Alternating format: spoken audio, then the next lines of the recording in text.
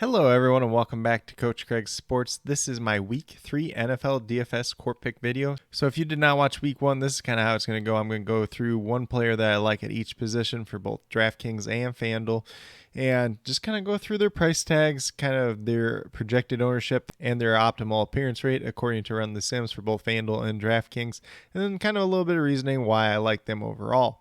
So we're going to start off at the quarterback position with Jared Goff of the Detroit Lions. He's a guy that's off to a very strong start this season.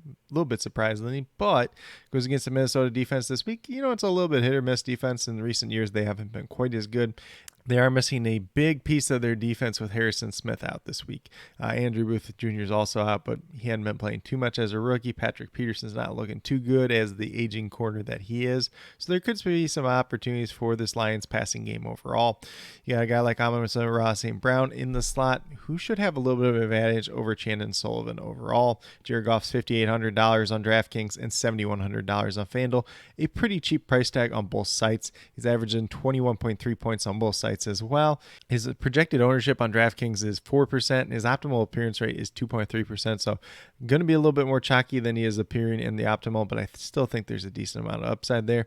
Then on FanDuel, his projected ownership and optimal appearance rate are both 2%. So, guy that's not going to be super popular. If he ends up having a good day, you're going to be pretty grateful with it. Probably a guy that you're going to have to stack with one or two of his options. Amon-Ra St. Brown's going to be the popular one. He is a lot more expensive this week, though, although he's been playing very well. I like taking shots on DJ Chark or Josh Reynolds this week, seeing if you can get a deep shot there with no Harrison Smith in that secondary overall. Then we move over to the running back position with Leonard Fournette. Tampa Bay Buccaneers running back. He's $6,500 on DraftKings, $7,200 on FanDuel. Goes against the Green Bay Packers this week. And, the Green Bay Packers did allow some rushing yards to David Montgomery last week, so there is some opportunity there. Leonard Fournette, a little bit banged up with a hamstring injury at this point in time. Sounds like he's going to play, though. He's had a ton of opportunities so far early on in the season, 26 and 23 touches, respectively, in weeks 1 and 2 of this season. So you're looking for volume. A guy that's a relatively cheap price tag for that type of volume, too. Can't really go wrong here. Should be some pretty good opportunities as long as he's still playing in this game. On DraftKings, his projected ownership is 19%, but his optimal rate is 26.4%. So still a lot of leverage to be had there, although he is a little bit chalky this week overall. And then on FanDuel, his projected ownership is 17% with an optimal rate of 25.4%. So far this season on DraftKings, he's averaging 14.1 fantasy points. He did have that one game over 100 yards versus Dallas at the beginning of the year. And then on FanDuel, it's 11.55. Hasn't really found I believe he has yet to find the end zone this season. Going to be looking like a pretty good play overall, especially if he gets a couple extra targets in this game with no Mike Evans, no Chris Godwin, potentially no Julio Jones as well. Russell Gage and company. Will they cut it? Who knows? But overall, Leonard Fournette looking like a pretty strong play against the Packers this week. Then we move over to probably one of the most chalky players on the entire slate, but he's chalky for good reason. There's a difference between being chalky and being good chalk. So there's good chalk and there's bad chalk. Bad chalk's the guys that, they're popular, but you can find similar guys in their price range that can produce at the same level or more. And maybe they're just a safer play that has a decent price tag. But Stephon Diggs, he has a safe floor. He has a high ceiling. He's got a great price tag this week. You can't really go wrong with it. He's $7,700 on DraftKings and $8,300 on FanDuel. Both very respectable price tags. And he's the wide receiver that's averaging the most fantasy points per game so far this season. He had 38.5 fantasy points per game on DraftKings and 30.5 points per game on FanDuel. So definitely looking pretty good there overall. Projected ownership percentage of 18% on DraftKings. Optimal appearance rate is 12.9%. So you're getting a little bit of that negative leverage there, but still a very solid play and one of the safer plays overall in the slate. So this week you might just be best off putting Stephon Diggs in your lineup and just forgetting about it. Like, that's how good of a play that he could potentially be this week. And it's also important to note that Gabe Davis is limited or out in this game. He's tried to practice a little bit this week, hasn't looked too good. I assume that he's out once again. And Dawson Knox is dealing with the foot injury. So there could be a ton of targets there for Stephon Diggs once again this week. Going against the Dolphins secondary, that's not been the best since Byron Jones has been out this year. And Xavier Howard is banged up at the same time. And then as far as the FanDuel side, his ownership is projected at 16%, optimal appearance rate of 14.2%. So a little bit less negative leverage over on the FanDuel side, but I definitely have a lot of interest on playing him on both sites. Then we move over to the tight end position. We got Mr. Darren Waller of the Las Vegas Raiders. Comes in at $5,800 on DraftKings, $6,400 on FanDuel. pretty solid play overall. He's the third leading tight end in terms of fantasy points per game.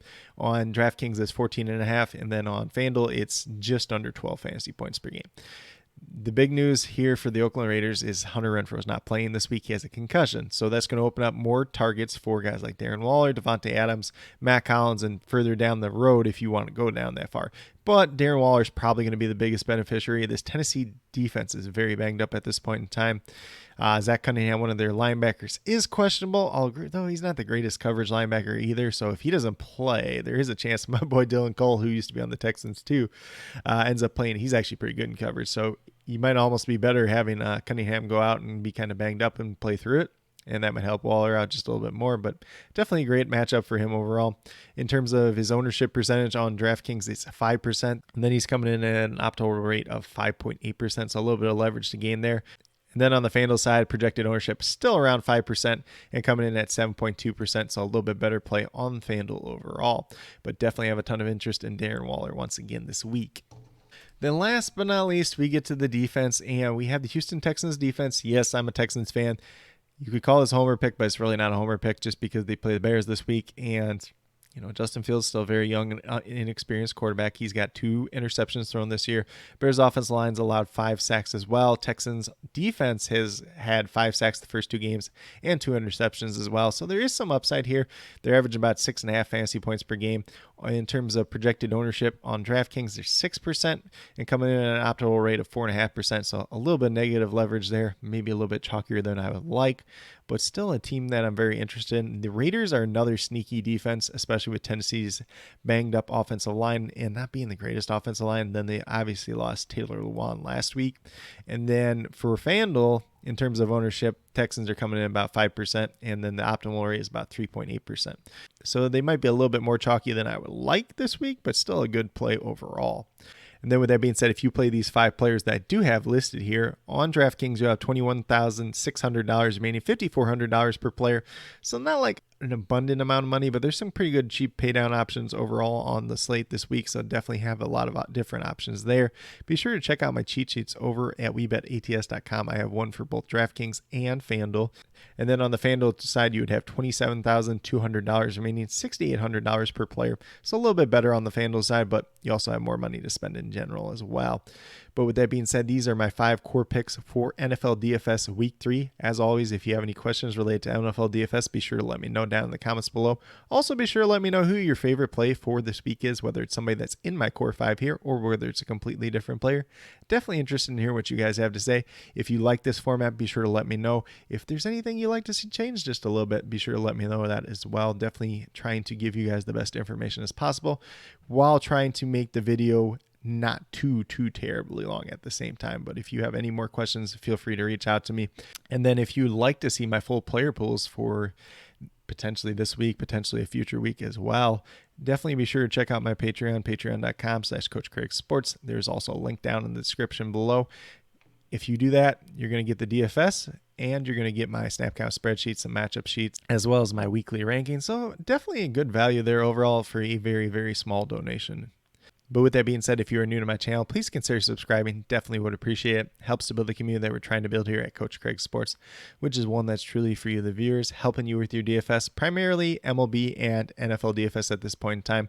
But once we get back around to the NBA regular season, I'll be covering that as well. And then with that being said, if you are a new or current subscriber who's yet to do so, also be sure to hit that notification bell down below. It's going to let you know every single time I post up a video.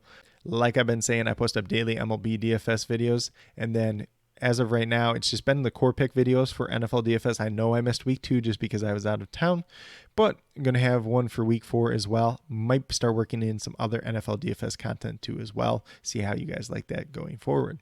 But with that being said, that's all I have for today's video. Hopefully you all enjoyed. And then last but not least, special little shout out to each and every one of you watching today's video. I truly do appreciate you taking the time out of your day to watch this video. Definitely means a lot to me, and I hope each and every one of you has a great rest of your day.